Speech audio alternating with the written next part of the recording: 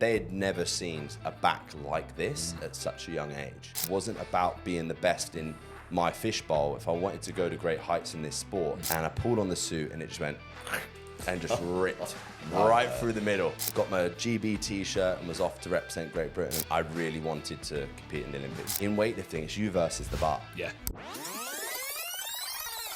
Welcome to Going Off Plan, where we speak to people who rewrote the rules and redrew the blueprint for success. Today, we're chatting to Sonny Webster. Welcome, Sonny. Thanks for coming on. Thanks for having me, mate. And we're also joined by Alex Paiani, who is the managing partner of API X. Sonny is an Olympian. He's a Commonwealth weightlifter, social media personality, and serial entrepreneur. So, Sonny, welcome to the podcast. Thanks so much for having me, mate. First and foremost, 2025. It's a fresh start for everybody. What's your New Year's resolution? Do you know what? That's the question on everyone's tongues at the moment. And I think for me, having set many a New Year's resolutions over my years in my sporting career, I think the most important thing for me this year is consistency. That's the thing that I'm going for, because over my last couple of years, there's been lots of up and downs, lots of changes to my personal life. So for me this year, I just want a consistent year. So your goal is consistency. That's something that I've struggled with for 43 years. What about you, Alex? Yeah, I think I sort of have to kind of echo Sonny in that one, because everyone has that mindset of like first month of the year, just hammer it, like, you know, no booze, eat clean. But it's like when you move into February, move into March, so on and so forth, keeping that standard there. So I think rather than setting goals, it's setting a standard and then just sort of following that standard sort of throughout the year. And I think that's for me. So something that's achievable. Yeah. I think, look, I'm really looking forward to this podcast and drilling down into your mindset and how you manage to be consistent in your approach to keeping fit and being healthy, and business as well, of course. To be honest, mine's exactly the same, consistency. You know, I don't think a lot of people I find look at this dry Jan and they, you know, are healthy for 1 month a year and then drop back into their old routines, which I'm guilty of myself. But I think I'm the same as you in the respect that I think just looking at the whole year is something that I'm going to try and do this year, be more consistent and just generally more healthy. So tell us a little bit about weightlifting and how you got into it, where the passion comes from. Yeah, it's an interesting one, because as you guys will know, weightlifting is not the most popular sport in the world. And with that as well, I got into it in Ivybridge in Devon, which is, again, a very, very small space. It's quite niche, isn't it? Yeah, in Devon. So growing up, I was always a golfer. My dad got me into golf at a young age and absolutely loved that sport. But we moved down from Reading down to Ivybridge in Devon to start a new school. So I would have been around 11 years old at this point. That's a big change at that age as well, isn't it? Yeah, and naturally moving to a completely new place, didn't have any friends, and took me a while to actually make some friends when I moved down there. So I ended up spending my lunchtimes at school, sat in the weightlifting gym. And we were only one of 4 schools in the UK at the time that had a proper Olympic weightlifting gym in the school. So I used to sit on one of those little wooden benches and spend my lunchtime watching people give it a go. I had no real interest on attempting the sport myself, but I made a few friends in the class and I started to take the piss out of them while they were trying their weightlifting. And it got to about the 2nd week mark, and the coach had been spotting me coming in every lunchtime, sat there watching the kids do weightlifting. And she turns to me and she goes, "Look, you've been in now 2 weeks taking the piss. You're going to come have a go yourself?" It's like, "Nah, it's not for me. I'm a golfer." And she was like, "Right, well, you got detention now tomorrow lunchtime for taking the piss out of these kids. You got to come have a go." And I was like, God, detention, first couple of weeks at new school, not ideal.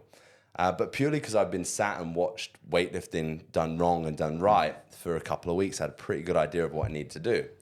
And I ended up beating everyone on my first day in detention. And the coach turned around to me and said, "Right, Sonny, you got detention now every lunchtime until you want to be here." And that's how I spent the rest of my time in school.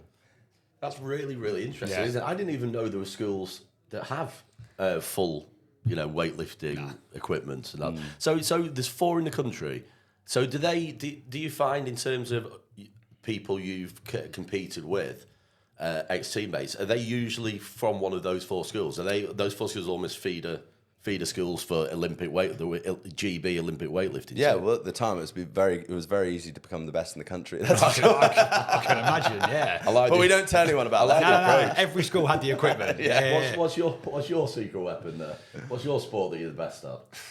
I mean, my school was very deprived in terms of equipment. So it was there was a running track and you just ran a lot. So I naturally picked up running. But yeah, no, it's interesting kind of, I guess having access to the facilities is one thing, but then I think, as we mentioned, like having the consistency to stick to something. So I guess at what stage of you kind of getting into the sport did you realise, actually, I'm quite good at this and there's potentially a career to be made out of this? When did that sort of like a light bulb moment hit?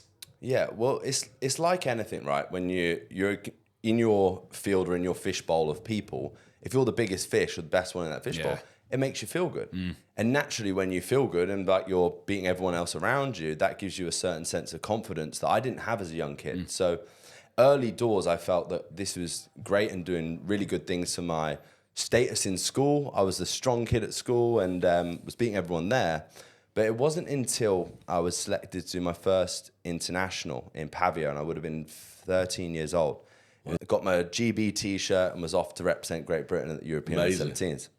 And I get to this competition, and bearing in mind I hadn't lost a comp at this point, I thought I was shit up. Like, I get to this competition, and it's basically 17 athletes from around the world, all under 17, or around Europe, all under 17 there for this competition.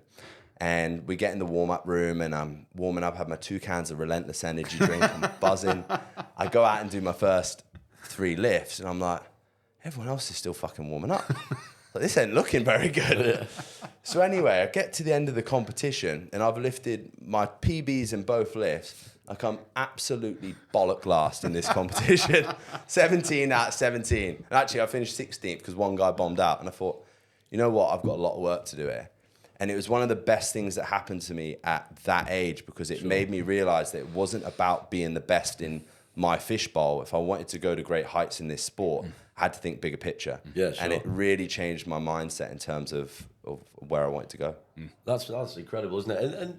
And I suppose you need to, sometimes you need to get dropped down a couple of pegs to see the bigger picture, don't you? The sooner it happens, the better, because the fall isn't from great heights. Yeah, it's from, exactly. From minor exactly heights, that. you know? And you can build and you can make sure that doesn't happen again, right?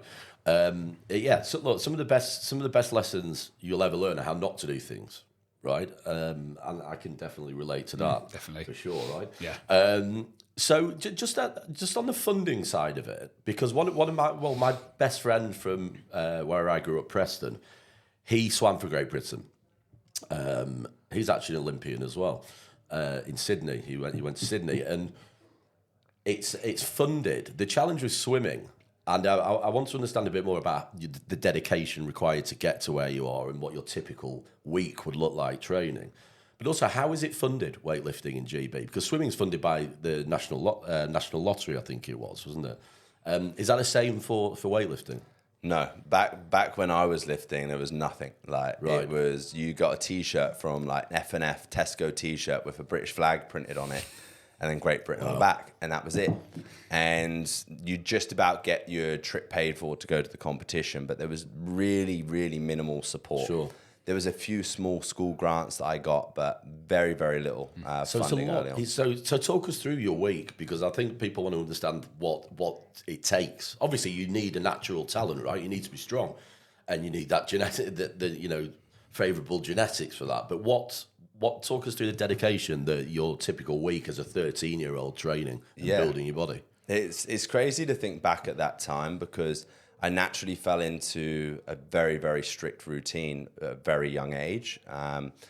Because my mentor at the time had competed at the Olympic Games, and I guess really fast-tracked what I needed to do to get there.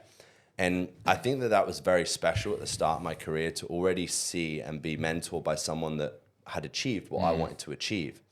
So I would get up before school, go in and train for an hour before school at 6 a.m., and then I would train at lunchtime for another hour, and then I'd train again after school for another hour. So right from the age of 13, I was training 5 days a week, and on 3 of those days, I was training 3 times, and the other few days, training twice a day. So it was very strict. I was strict with my diet from a young age.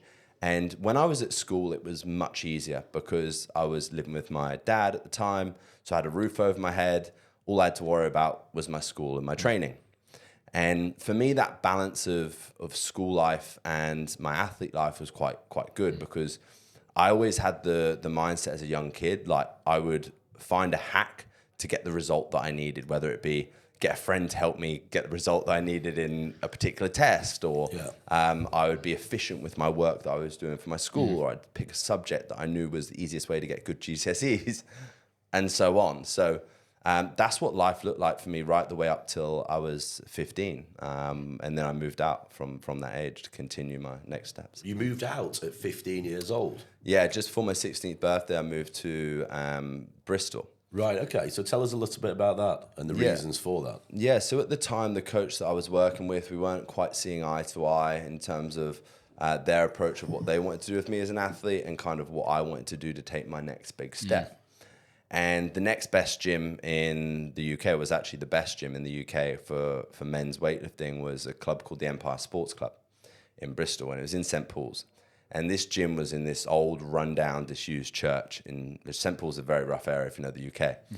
And that's the gym that I went to train at. Now, my dad wasn't overly happy with me wanting to continue to move to Bristol to do weightlifting. But I knew that he was very supportive of my golf from a young age. So I found a golf academy in Bristol at Filton College. And I was like, Dad, well, I'm going to move to Bristol because I want to go to this golf academy for college. In the back of my mind, I was thinking, if I can get to Bristol, then I can get to this gym. And that was my my foot up, really, to get up to Bristol to take my next step. Wow. So it certainly seems like you've grown up very, very at a very early age. You know, you've done a lot for a teenager, right? So you competed in Rio 2016. Tell us a little bit about that, and tell us about the build-up and how you prepare to become an Olympian, basically. Yeah. Well, I'll take you back to 2012, which was, in my mind, when I really wanted to compete in the Olympics. That's what I had strived for at a young age. And I did everything I could training in Bristol to try and qualify for that Olympic Games, but I ended up missing out by just a couple of kilos. And at that time, just before that, I had met my first sponsor, Jeff. And it's quite a funny story of how we met. And that was in St. Paul's at the gym. But he had supported me and sponsored me up to that competition. Missed out in 2012 and then continued to sponsor me up to 2016. But at the time, I'd finished college then and had gone to Bath University to study sports performance. So during that period of time, I was actually juggling university studies and my weightlifting at the same time and traveling between the two. So for me, there was a lot of things that I was doing in my life as an 18-year-old, 16 to 18-year-old, growing up in a city surrounded by lots of temptations of going out, partying, the lot.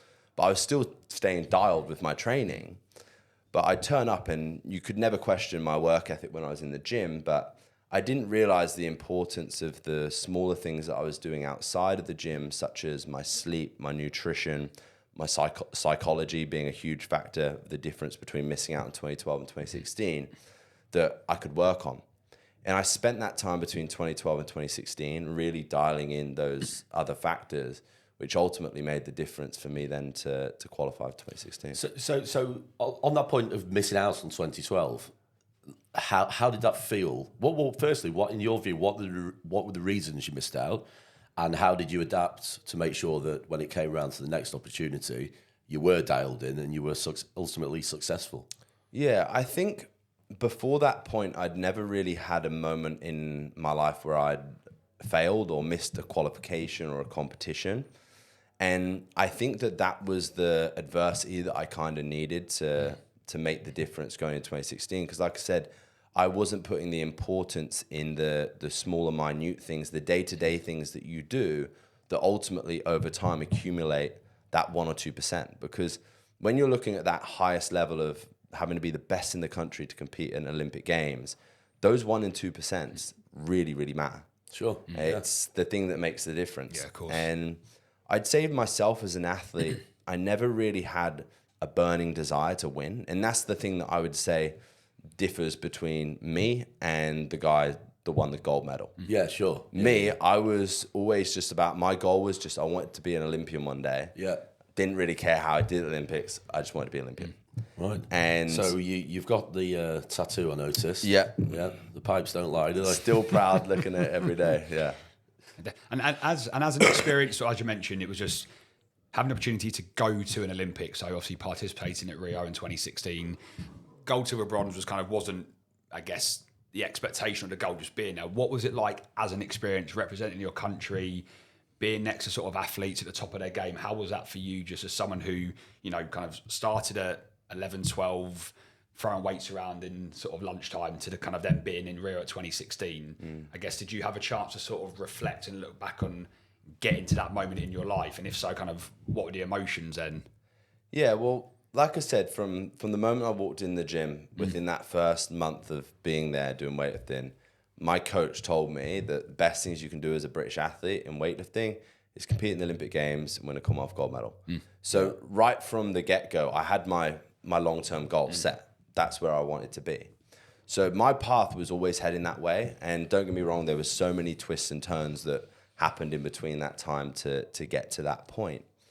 But I remember as a child sitting and watching the opening ceremony of the Olympic Games every year in the living room and going, I can't imagine what that must feel like.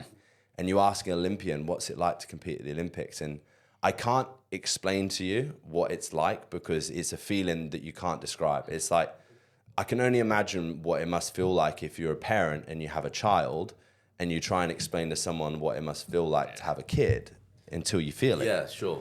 So it's a very similar feeling, I imagine. But I remember walking out to the opening ceremony and there was a couple of cool things that happened on that day.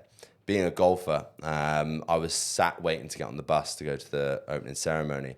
And I seen Justin Rose waiting to get on the bus as well. And I'm like freaking out. I was like, it's Justin Rose. I mean, he's a big lad, isn't he? Yeah. He can be a power. So I went and had a chat to him and we ended up sitting on the bus together. And I'm like freaking out inside. Like, and he's FaceTiming his wife. And I'm like, he's like, oh, I'm just with Sonny. He's a weightlifter. I'm like, oh, I like this. And we walked into the stadium and you kind of take a big, long walk and meander around before you actually enter. And it was me, Justin Rose, and Andy Murray. And all like shit, they were telling like mad stories about their sporting careers. I'm just in awe the whole way in. And then you come through this opening and then it's just the most amazing view you've ever seen. Yeah. And it was a magical experience. It's like from having seen it on TV to having been in it was such a special moment. And then the reality of competing came around just 7 days later. And it's the moment that you've been wanting your whole life. And at that age, you think like, I was still young. I was 22 years old when I competed. Like life seems a lot longer than what it actually is. The older you get, you start to realize that 10 years just goes like that. But I remember the day of the competition and I'd had everything planned out for this day, my suit and everything. I go to the weigh-in just like a normal competition and then it's time to get dressed. And I go in the change room, pull out my suit, and I had a special one just made for me because I was the only man that competed that year. And I pulled on the suit and it just went and just ripped right through the middle. I was like, oh no. Fortunately, I had a spare. Like, put it on. The thing that happens before a weightlifting competition is you get called onto the platform. And it's like your presentation. And I remember being stood in that queue about to go out to have my name presented. And I was just like flooded with an overwhelming feeling of emotion that I'd never had before in a competition. Because as you can imagine in weightlifting, you need to be pumped up and it's quite an aggressive, controlled aggression in a lot of ways when you compete. But all I wanted to do was cry. And I just remember this flood of emotion come over me. And it was like every high and low from 11 years old to 22 was flashing in front of my eyes. And all of a sudden it was like, every bit of that journey was worth it. Oh, I can imagine. And amazing. I went out onto the platform and I just reminded myself, and I said before the competition, whatever happens today, you've done everything you can to be here. Just make sure that you enjoy it and you soak up every second of it because it may not come again. And I just remember having the most amazing time. It was almost like that was my reward that day, rather than it being like an intense, hard competition. I knew I wasn't going to win. It's not like in a lot of sports where you have an opportunity to impact someone else's performance, whether it be a boxing match or something like that. In weightlifting, it's you versus the bar. Yeah. So it's not like all of a sudden I'm going to stick another 20 kilos on and miraculously lift it up and win the gold. So it was relaxing in that sense that I could enjoy the experience, and amazing. So just on that then, it's really interesting, isn't it, hearing that side of it, that you actually managed to soak up the moment, because I'm sure, well, I suppose if you are going for gold, or if you're in your mind, you can achieve that, it's probably a different experience, isn't it? So did you feel pressure going into the event? Did you feel pressure, or was it more you were completely at peace with where you were and you were comfortable with it and you enjoyed it? Yeah, certainly a lot of pressure, but there's lots of things you do from a psychological standpoint when you compete, because I competed on every other stage other than the Olympic stage, World Championships, a lot before that. And there's lots of things that you do from a psychological standpoint when you compete to be like, this is exactly the same as in terms of a process that you do on a competition platform that you do in your training. And the better you can take the emotional side out of the competition, the easier it is to perform. It's very tricky to do that on an Olympic platform, because you're staring down at the rings and you're like, with weightlifting, pinnacle, isn't it, of sport? Yeah. You've got, 3 lifts in the snatch, 3 lifts in the clean and jerk. And above anything else, like the worst thing you can do in weightlifting is bomb out. Like if you miss all 3 of your lifts. So that first lift, I went out and I fucking missed the first lift. I'm like, oh no, like don't do this to me today. And recovered it on the second one. So I think once I'd got a snatch in, the pressure started to subside.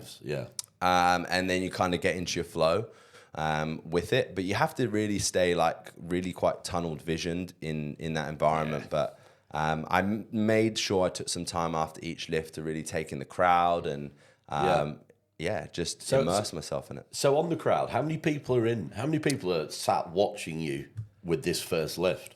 I think there was about 6,000 people. Wow. It's a lot of pressure, isn't it? First but lift. and it's all eyes on you in that. So, but again, like what you do when you come out and you're weightlifting, you pick a small speck in the crowd. Sure. And that's what you focus on. So it's like, I'm not looking at everything else. I'm just focusing on my mark. Well, in some ways, that's quite similar to presenting. I presented. I did a talk at Cityscape in Riyadh last year, and I kind of took that exact approach, which is don't focus on the few. Well, it wasn't 6,000 people. I can tell you that much. But just focus at the back of the room, and then get into the flow. And once you're in the flow, you're at ease then, aren't you? Really, really interesting. So you talk about pressure and. I suppose weightlifting is an individual sport, isn't it? Much like golf, actually. So you're talking about Justin Rose, Andy Murray.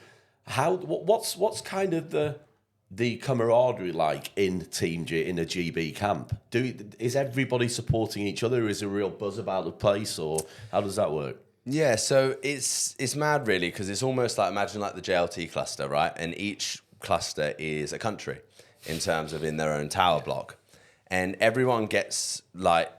Stays within their sort of space really up into the competition time, and the only trips you really make are to the training hall or to the food hall. But the food hall is quite an experience because it's the size of 4 football pitches. Wow. And it's the largest tent in the world, and in this tent is every food you could possibly imagine, 24 hours, as much as you want, even McDonald's. Okay.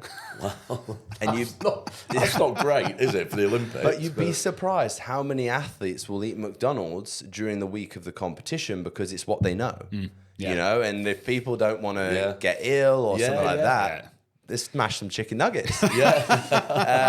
So you'd go in there and you'd see like Usain Bolt come in, or like any of the biggest names that you could imagine are in there. And the first couple of days I was like, I need to get a selfie with him, like, because it's just never get the opportunity to do it again. Yeah, sure.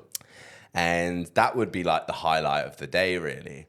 But as soon as the competitions start to finish, people start to want to get on the sesh then. Like, so you've got like people that have maybe bombed out on their first day of competition, then they've got like 2 weeks just drinking. And you got to imagine, like, I did like 9 months before the Olympics, no drinking. And then you go from no drinking. I walked straight out the stadium of my competition day and smashed 2 pints. I was like, oh, beer. I bet they were sweet. Oh, they were so good. But then, yeah, towards the end of the competition, people start to mingle, start to go out together. And do people stick around? Once they're out, they stick around and stay on site? Yeah, they stick around and stay on site. Fantastic. And then I was fortunate because like weightlifting is like the bum sport of like I said, the team. And we're like the no-funded team. And I was put in with the GB gymnastics team. So I had like Niall Wilson in my team, or in my apartment, Max and a few other guys that won medals. Yeah. And when you win a medal, you're treated like royalty. I can imagine. But I got to like tag along with them to like all of the events that they were getting invited to. So I was like, this is brilliant. It's like I'm a gymnast getting to all the cool events and all the cool parties. And right up to the closing ceremony. We've been drinking for like 7 days straight. And I remember dragging myself to the closing ceremony and thinking, I can't do one more day. But yeah, people start to mingle afterwards for sure. Well, I'll tell you what, I didn't expect that Yeah. in the GB camp. Anyway, listen, it sounds like you absolutely made the most of the opportunity and the experience, but massive congrats, mate. Yeah, thanks. There's very few people that can say they've been there and done that, so yeah, hats off to you. Just, am I right in saying it almost didn't happen as a weightlifter? When you were 13, you had quite a serious operation, didn't you?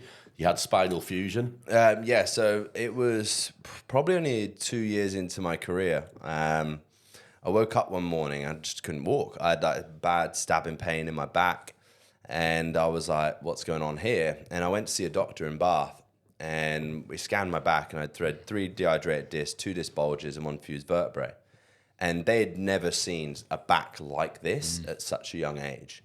And basically what was happening was my disc was pushing on my sciatic nerve and causing a referring pain down my leg.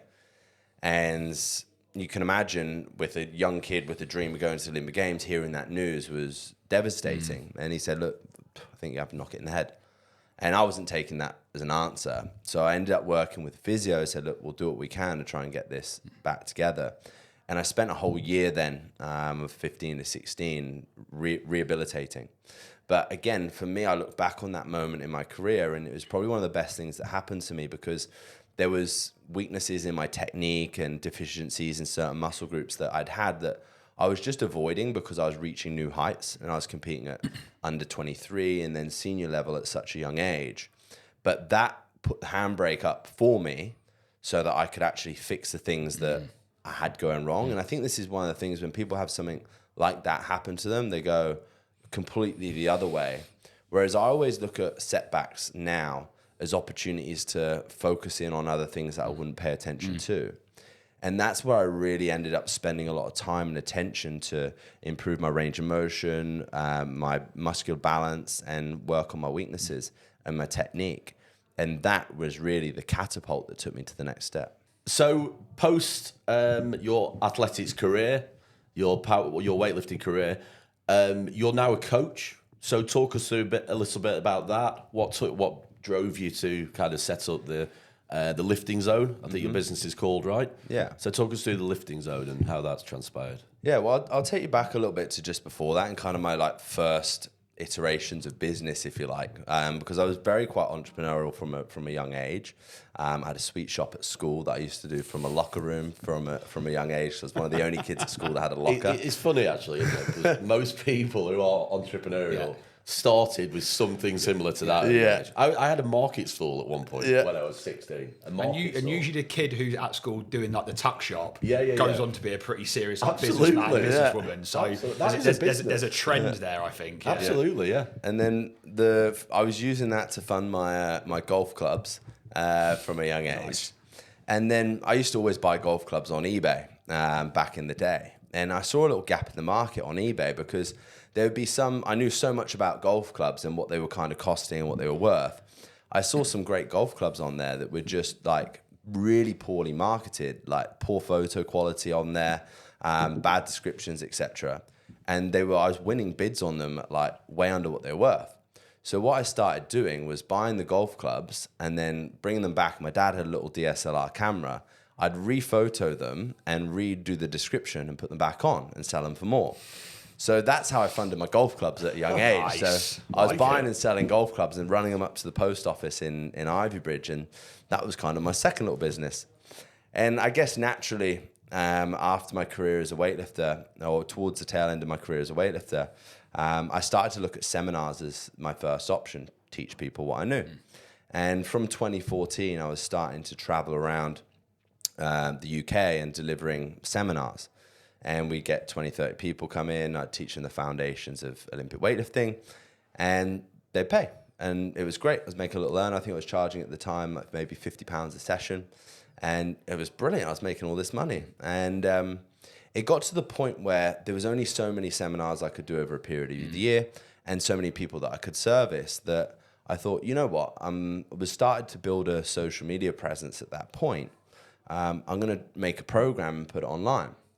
And I was one of the first people kind of doing that in my space. And how I used to do it was I'd put like a call out on my Instagram. I'd be like, right, who wants a weightlifting program? And then they would reply to me, yes. And then I'd get their email. And I'd send them an email for all the information on the program. And then they'd write back to me saying, yes, I want the program. I'd then send them a PayPal link to make the payment. And then I'd check that the payment's been paid. And then I'd send them the program via email. And I'd been doing this and I'd made about 15 grand. I thought, I'm going to be rich. This is mint. Like, I was only young. I was like, I've got my first business here. And I was sat on a train then once to London and I had this phone call come in. And it was from a marketing guy. And he was like, hey, Sonny, I've seen kind of what you've been doing online and, you know, I can automate what you're doing. I was like, what do you mean? He's like, yeah, so you can have a like landing page and people can just purchase and then it's all automated. And I was like, I've been sending like 100 emails a day. I was like, okay, let's meet. So I ended up meeting with this guy and we set up the Sonny Webster Academy. And that's really where I started to sell programs online, released more and more and more. And it was from that point then that my first business started to grow alongside the seminars. And it wasn't until further down the line, until really more recently when I moved to Australia, that the businesses started to separate. And basically what had happened was when I was going around and teaching people weightlifting, and I'd mainly be working with people over the age of 30 years old in the CrossFit market, all over the world at this point, I go to teach them weightlifting, and they can't put their arms above their head. And I was like, the main thing that was holding people back from being good at my sport was mobility. So I sat in my mate's gym in Australia, and I just got there, picked the camera up, thought I'll just film a little mobility course. And this course absolutely flew out. And I was like, I'm onto something here. And that's when the mobility manual was started. It was selling underneath the Sonny Webster Academy for a while until the point that I thought, you know what, this is bigger than me and bigger than my name. So we'll set up as own businesses. And that's when I diversified the Sonny Webster Academy into the lifting zone and the mobility manual. And from there, that's when the business started to get kind of serious for me. Right. So would you say that that's the biggest mistake people make when lifting is the mobility side of it, the technique? Yeah, if you don't have like, right now you're strong, right? You go to the gym, you can lift a certain amount of weight, okay? I always say this, you get an element of man strength as you get older. But the thing is, you'll never lift near your capacity or your actual true potential if you don't have a good range of motion and if you don't have good technique. So that's the two pain points for people.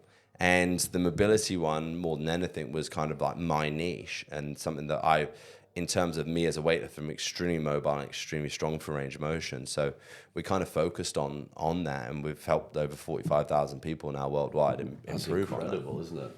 Absolutely incredible. So what took you to Australia? You mentioned you were in Australia. Why the move? Yeah, so I just, prior to this, bought my first house in Bristol at the time. And it was my dream property that I wanted to get. And while it needed some renovations doing to it. Although it was new, I wanted to like jazz it up, make it sexy. And I ended up going to Australia to do a tour for 8 weeks while this was happening. And my intention was then to come back from Australia and move into this lovely house. And I was out in Australia, and do you know what? Australia has a lot of lovely, beautiful blondes. Blue eyes. It's a great country, isn't it? Yep. Ended up having an amazing tour, meeting a girl there, and decided that, you know what, I wanted to give it a go. So I ended up moving, and that was, why I ended up initially moving over there. And how long were you in Oz for? 5 years. Wow, 5 years nice. you can. Yeah, I was fortunate because my mum's from New Zealand. Oh, right. So I had okay. a New Zealand passport. So it was quite easy for me to actually reside there, and very quickly enjoyed the lifestyle and the quality of life as we were discussing earlier. And yeah, came home. Incredible. So did it last with the beautiful blonde? No, it didn't. Hence why we're now in Dubai. It lasted about 5 years, right? Yeah, around about 5 years. Yeah. Yeah, Incredible. but again, amazing like experience, learning. I can imagine. And yeah, had an amazing time. And when I guess by the time you'd moved to Australia, you kind of built the strong fundamentals of the business that what it is today. I guess in Oz, did you see opportunities to sort of expand, grow it, scale it into something niche to that specific region of the world, or were you kind of like working remote with European markets, US markets? How did you manage to grow the business whilst being based in the Australian time zone? Yeah, so we already were, before that point, servicing an international market. Okay. Business was based in the UK. I employed Jeff, my first ever sponsor, to become the CEO, and relinquished my role as a business owner, essentially, there, and now was consulting then for the brands. And more than anything, focusing on what I'm good at. I'm a creative at heart. Yeah. And I realized that if I wanted to grow and scale the businesses, that I needed someone with better expertise than me in building a bigger business. And yeah, it was easy enough for me to do, although the work hours were horrendous with morning and evenings. I made it work, but I'm so grateful and fortunate the fact that I had that freedom to even now still be able to pick up sticks, move and work remotely. Nice. Yeah, no, it gives you that flexibility, doesn't it? And it's not your only business, is it? The lifting zone. Tell us about Big Friday Supplies. Yeah, so that was a COVID baby. So I've always been into my fashion, my clothing, and it's something that I always wanted to get involved with in having a clothing brand. And it kind of stems back from weightlifting, right? So in weightlifting, there is 3 different types of shoes that anyone can wear. There's 3 different types of weightlifting suits that anyone can wear. And you have very little opportunity to express your personality in weightlifting because you walk out onto a platform, you get 1 minute to make the lift, and then you're back in the back room. Yeah. So something that I started to do very early on in my weightlifting was wear a snapback when I weightlifted, which no one did. And it was kind of like, a lot of people didn't like it because weightlifting is quite old school. So I actually do have a world record of the first person to compete in the Olympic Games with a snapback on. Fantastic. So again, you need to find that world record that no one's ever going to attempt. Yeah. So it was kind of stemmed from that, where I wanted a way to express my personality and make some stuff that was a little bit cooler for people that were doing weightlifting. And that kind of stemmed Big Friday. And Big Friday was a time of the week, basically, where everyone would go max on their lifts, screw the program, and send it, basically. And that would be my tagline. I'd always scream send it when I'm going for a big lift or to other people. And yeah, we started Big Friday Supplies. And that, out of all my businesses, was the business that turned over the most amount of revenue in year 1, but the least amount of profit, because they don't have a fucking clue what I was doing. But I was lucky enough that I had my other businesses to kind of support my passion of like figuring out e-commerce, a different type of e-commerce, because everything I'd done up to this point was digital, to understand that market. And we did really good, and we had a lot of fun during that COVID time and just after it. And up until after COVID, a lot of things changed, from shipping and international postage, which really killed our business. And it kind of, I'd grown it as much as I could have with my knowledge that I had. And it's not been up until this year, where now we've taken on a partner with great expertise in this market, where we're actually going to be relaunching this year. And that's a huge part of why I'm now here in Dubai, to take that business to the next level. Very nice, very nice. It's interesting on the COVID point, because COVID for many people was, many businesses folded in COVID. API was relatively young in COVID, and I remember I was living in London at the time, and I was looking at how do we keep momentum, right? How do we stay engaged with our client base? Because what we do, I suppose, is very much more face to face. I think an online business, you can operate remotely. That's how you operate them. But with API, it was really, really important for us to stay engaged with our clients. And so I adopted, I was based in London. We've got offices in Asia, 8 hours ahead. I was up very early every day.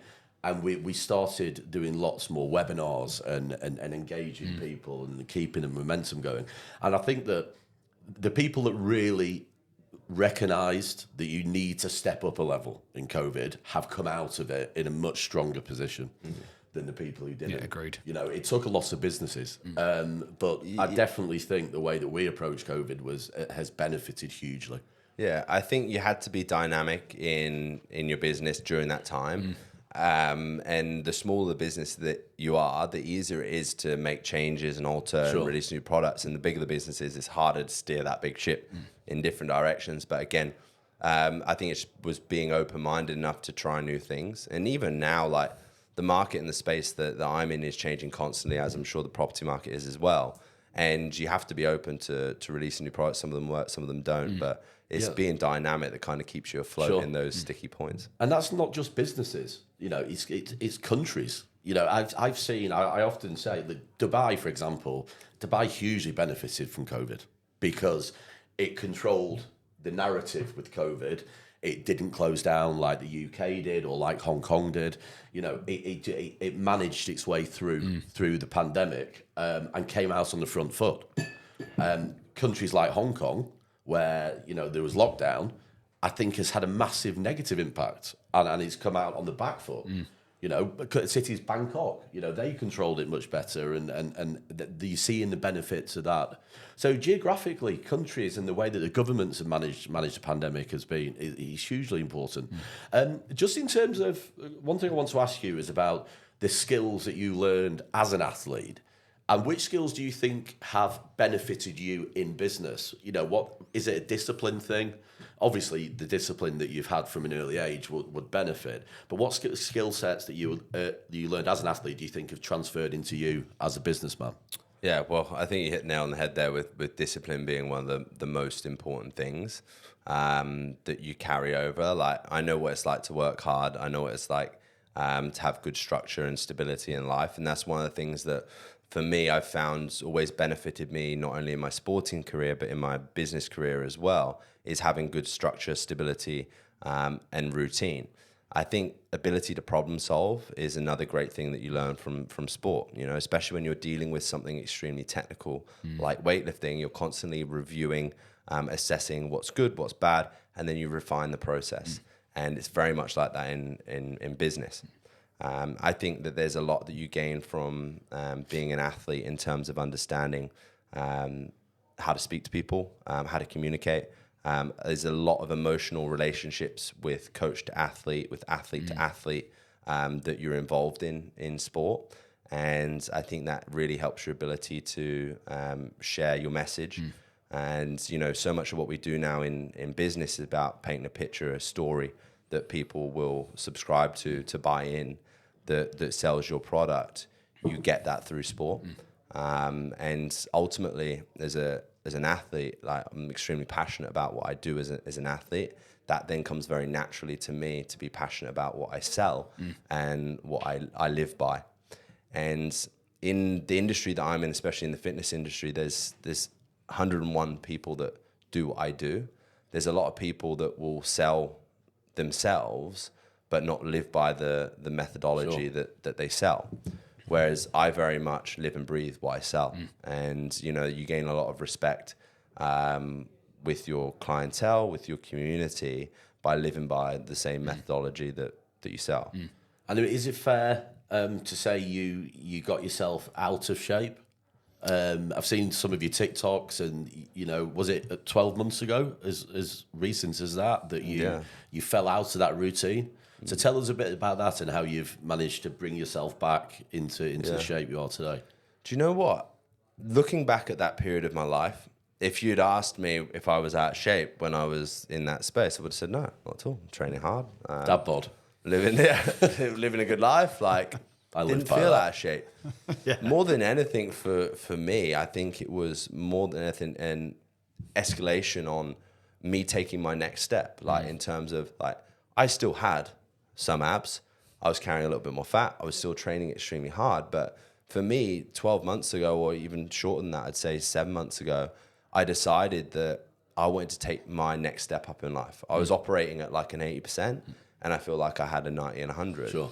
And I dialed in other areas of my life, again, just like I did as an athlete, that I hadn't paid attention to before. And again, for me, if I want to be the best person that I can be as a coach, as a mentor, as a business owner, taking care of my physique, my nutrition to a higher level was something that I wanted to do to show further discipline in my life. But at the same time, like, I'm a very flexible person in a lot of ways, in the sense that I still enjoy going to have a beer, enjoying eating out for dinner, and that is life. That's reality for us all. You've got to have the balance. And so many people will preach, you need to wake up at 5 a.m. every morning, make your bed, and live these strict rules every single day of the week, and there's no time for anything other than that. It's not realistic, and it comes back to what we were saying about at the start of this podcast. Consistency is what I think is most important. And in order to be consistent with something, it needs to be something that's sustainable. Yeah, sure. And my sustainable life now, yes, it's improved in terms of my nutrition, my sleep, and my daily habits are a lot more dialed than they used to be, but it still allows for flexibility. And that's why I kind of run now my life on an 80-20 rule. 80% of the time, I'm absolutely dialed. The other 20% of the time, I'm flexible. I'll have a beer. I'll have a meal out and not be worrying too much about what I'm doing. But if 80% of the time you're consistent and you're dialed, you naturally start making better decisions in that other 20%. So that your 20% isn't 20 pints, a pizza and a burger and a really late night. It's now 10 pints, no burgers, and 7 hours of sleep. And you're like, well, that, you know what? That's a hell of a lot better than it was. And this is the thing. People look at other people's baseline and go, I need to go from here to here. Whereas it's actually just about being a little bit better than where you were. Yeah, exactly. And I'm all for that. Just going back to what we were talking about in terms of attributes of how to be successful in business, I think personally, work ethic is the most important, right? And some people view a job as 9 to 5. For me, I've never had that. It's never been a thing. I'm constantly working, but I'm talking about the balance. You know, it's about having that balance, that work-life balance. But if you can spread your work across 24 hours a day, you know, you can manage it. You don't necessarily feel overworked and overstressed. And for me, I don't think everybody has that work ethic. No, agreed. I think that's something you're almost born with, I guess. Do you agree with that? Do you think that your approach to work in terms of how your commitment is the most important attribute, or do you think it's something else? Yeah, well, I think it's that famous quote: if you love what you do, you'll never work a day in your life. Yeah, you know. And it comes back to being passionate about what you do. If you truly believe in your product, what you sell, and you love it, it never feels like work. And that's why you can, you know, at 10 o'clock at night think, I've got a great idea or something I need to want to do. And you choose to do that. But there's a big difference between like employee mentality and when it's your baby. And, you know, as you grow a business and you've got staff and people around you, trying to get them to feel like this is us and we are all working together towards a journey. Yeah. You know, if every person in the business has got an upside or a vision in terms of how they can grow, they'll be on that journey with you. But if someone is checking in at 9 o'clock and checking out at 5 p.m., you know, it's a very different mindset to that because it's a means to an end as opposed to something that you're really passionate about. So that's where the lines can get blurred with that. But I think 100% work ethic plays a huge part in it. Yeah, and I think also if you have that, you can always get back up. If something goes wrong, you can get back up and do it again. And to have that sort of inner drive. So just on that as well, it's funny you say that because I was on the drive here in the taxi, I was thinking back, 'cause obviously coming into this podcast, thinking about buying that property when I was 22 and how it made me feel when I did that. And I think back now and think at the time when I purchased my first property, I never felt any more financially secure after I did it.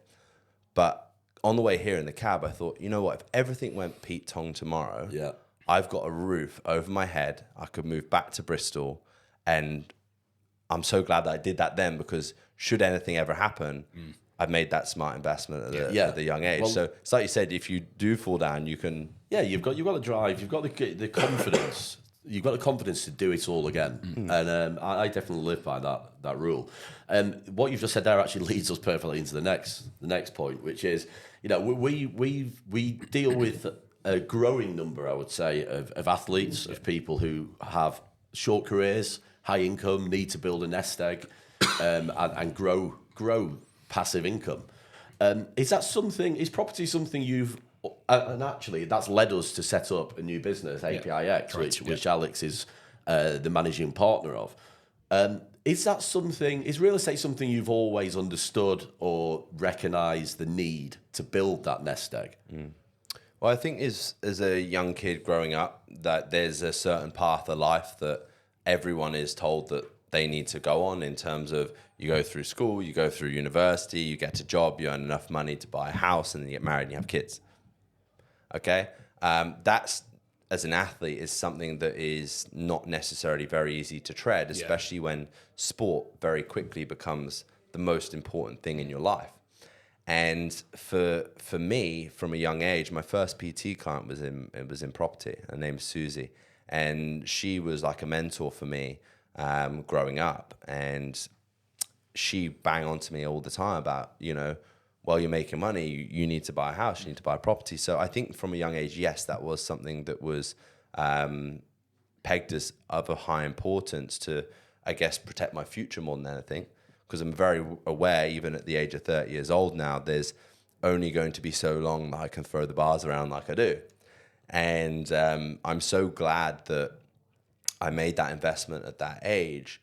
But I think from that period, I wish I'd continued to strategically invest in property in that period between 22 and now, more so than what I have, purely on the basis that, well, it's me in a nutshell. I really enjoyed my life, and I could say the things that I've done before the age of 30, it's been absolutely amazing. There's not any place in the world I haven't traveled. The things that I've done and the experience I've had has been amazing, but I probably spent a lot of cash on having a very good 20s, which I won't regret.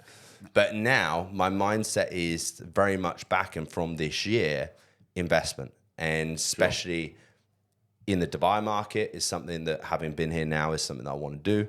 And I'm very, very keen to develop in, and potentially even the UK, you know, again. Well, you know, don't be so hard on yourself. You know, you now have 3 properties in the UK. It's not too bad by the age of 30. It's more than I had at the age of 30. I had no properties at 30. You obviously had your Bristol project or investment.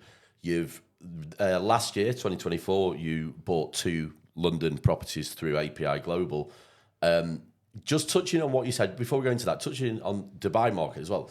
Diversification is the key to all of it. So definitely, and I live by that as well. You know, I've got property in Dubai and the UK now. But going back to the UK, talk us through your journey with API. Sam, who's a good friend of yours, Sam Crabtree, is obviously your account manager, your advisor within API. You've got a couple now. I'm delighted to hear that 2025 you're going to focus on growing that portfolio, and we'd love to help you do that. So how's your experience been with API Global so far? Yeah, I think, you know, education is probably one of the most important things in a property journey, especially as it's like, if you come to me and ask for advice on weightlifting, we could sit down here and I can map out absolutely everything. But when you're going into a different market or a different industry that you don't understand, education is extremely important. Because especially when I'm investing my money, or anyone's investing money, you want to feel like your money is being invested safe, especially when you're looking at off-plan opportunity or something like that, where, you know, it's a vision that you're looking at, and it's not bricks and mortar that you can walk up and go, I'm buying that, and I've got it. You need a lot of education and understanding, and I think that that's something that Sam's been absolutely amazing with, in terms of, before we even began the process, building a relationship together to build that level of trust, but in that process also educating me in my understanding of not only the numbers, but the future benefits of owning those properties. And that's something that makes it a lot more enjoyable, I think, is of an investment, having that good relationship. And yeah, that's what I think so far. Excellent. Well, I'm glad to hear that you're being looked after. I think one of the misconceptions that people have about real estate, or the misunderstanding, is actually how to view an investment. Many people that we talk to, and education's at the forefront of what we do. I totally agree with you. We need to educate people. I want clients to understand what we're presenting to them, and they need to understand our advice. And one of the things that a lot of people, when we talk to them, they look at is what's the yield, what's that annual rent generating as a percentage of the investment value. But people disregard, or don't think about, should I say, the capital growth side of it. That's where we earn our stripes. That's what API focuses on. And that's really where you earn money in real estate investment, is the capital growth, growing that portfolio, and also how you can use leverage and manipulate leverage to maximize return on capital invested. So, I'm delighted that Sam is educating you in that respect. And look, let's here's to a big 2025 and growing your portfolio. I think just on that point as well, that's probably the area that people, like you said, don't appreciate and understand the most. Like, when you're buying a property, you think, right, I'm going to rent this out and it's going to bring me in X amount. And okay, the property might go up X amount over so many years. But again, it's not something that you look at a lot of the time when you invest. And I think there's sometimes a lot of emotional side of buying something, especially for a first property purchase. For a lot of people, it's an emotional experience. But now for me, that's becoming the most important thing in my investments that I want to make in 2025. It's like, okay, what is going to be the capital appreciation of this over time? And I'm looking now at like 3, 5, and even beyond that in terms of years, in terms of growth. Sure. And they're the things that are exciting me about my next investment. Yeah, well, look, property is not a fly-by-night investment. It's not a quick move. It's a medium to long-term wealth generator.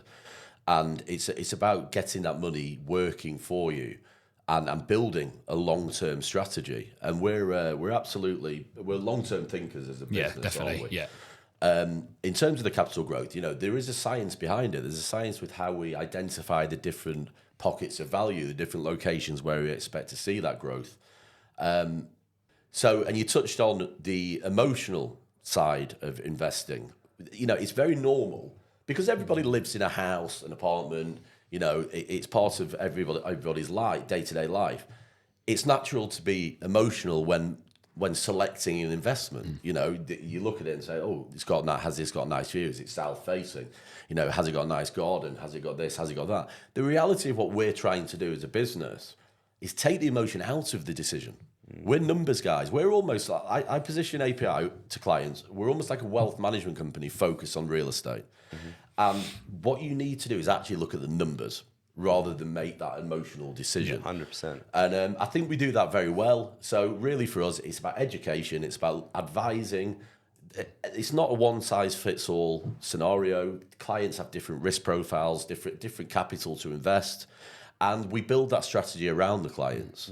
Well, the times have changed a lot, I think, especially for my generation and younger. A lot more people now are renting property and investing in smarter opportunities, naturally, because they can rent the lifestyle that they want right now and invest in something that's going to make them more money, not necessarily in a place that they want to live. And I think that ordinarily was frowned upon for many, many years to do that. But when you run the numbers, sometimes that can make a lot more sense for someone to, again, give you the lifestyle that you want to live. And I'm very big on that life's too short in a lot of ways, and you should live every day like it's your last in a lot of essence. But if you can find a good balance between, yes, living the lifestyle of what you want, but in the background by making these smart investments that, like you said, are making money for you over time, it's going to future-proof yourself. Well, that's the point, isn't it? You've got to have a blended portfolio. Real estate or bricks and mortar has to form part of that. It shouldn't be your whole portfolio, in the same way that stocks and shares shouldn't be your whole portfolio. But what's interesting about property is that you can leverage, and there's no other real asset classes out there where you can borrow 3 times the capital you have and use the bank's money to maximise your returns. So it's a really interesting industry and asset class. But listen, it sounds like you've done a hell of a lot with your life by the age of 30. So huge congrats for that. Really, it's inspirational stuff. Yeah. So just before we finish up, what are your, let's say, top tips to the listeners on how they can achieve consistency and change their lifestyle to be more healthy and adapt their day-to-day? So we're not just looking at a dry Jan, we're looking at how the entire year you can live a healthier life, be mentally more focused. What would be your top tips? Yeah, I think the most important thing is at the start of that process, being real with yourself and getting a true representation of where your baseline is at right now. A lot of people lie to themselves in terms of what they do and what they think they do.